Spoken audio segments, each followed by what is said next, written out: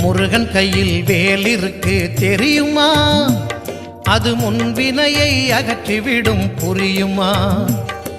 முருகன் கையில் வேல் இருக்கு தெரியுமா? அது முன்வினையை அகற்றிவிடும் புரியுமா? வேலை வணங்கி வந்தால் கிடைக்கும் பலன் கொஞ்சமா? தாளை பணிந்து விட்டால் விதியும் நம்மை மிஞ்சுமா? வேலை வணங்கி வந்தால் கிடைக்கும் பலன் கொஞ்சமா? தாளை பணிந்து விட்டால் விதியும் நம்மை மிஞ்சுமா? அந்த முருகன் கையில் வேல் இருக்கு தெரியுமா?